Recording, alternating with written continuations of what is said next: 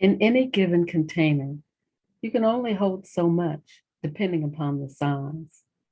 But if that container is open on two sides, there are more possibilities for whatever is put into it. Hi, my name is Gladys Bell, and I'm a volunteer for the Motherless Daughters Ministries. Each week, we invite you to join us for Monday morning ministry moments, otherwise known as 4M for You. This program was created just for you to inform, to support, and encourage you on your journey in the grief process. If the information is useful for you, we ask you to give us a 5-star review and put your thoughts in the comment section below. And please share it with other motherless daughters who you think might find this information helpful. Are you a container or a conduit? As I worked through a grief support program, this question came up, and it was a reality check for me because I have been truly blessed with angels that God has dispatched on my behalf who have bathed me in a constant flow, a continual flow of comfort through their listening ears, their patience, their presence, and their availability. They know who they are.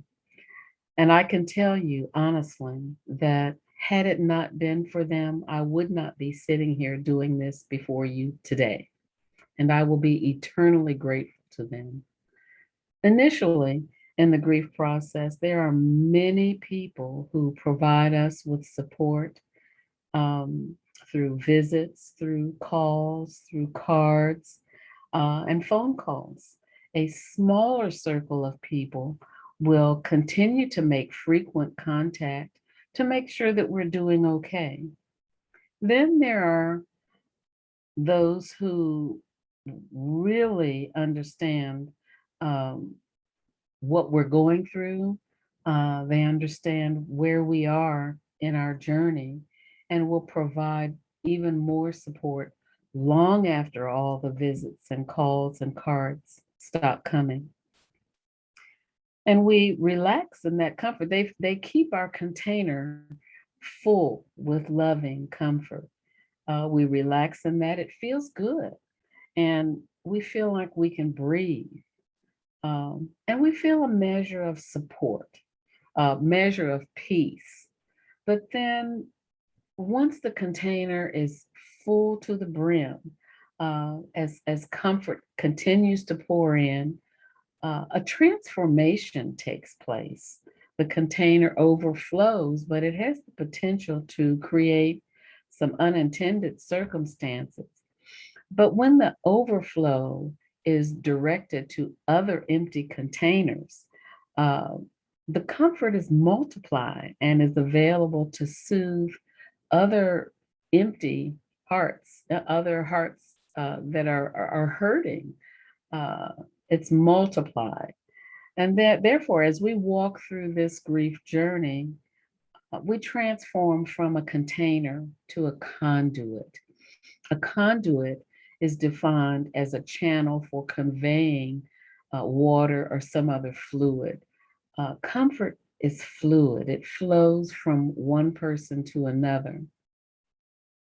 The Bible tells us in the 13th chapter of John and the 35th verse that Jesus said, "By this shall all men know that ye are my disciples, if you have love one to another." Not love one for another. As my husband points out when he's speaking many times, you can have something for someone and never give it to them. Um, Comfort is a form of love, and it can flow from the angels that bring it to us, uh, and then on to someone else needing that same comfort, that same understanding and support. Uh, in my grief, I have at times felt empty, broken, exhausted, and void of motivation. I have experienced feeling like I had nothing to give. It took some of those angels to remind me of what was inside of me that I had yet to share.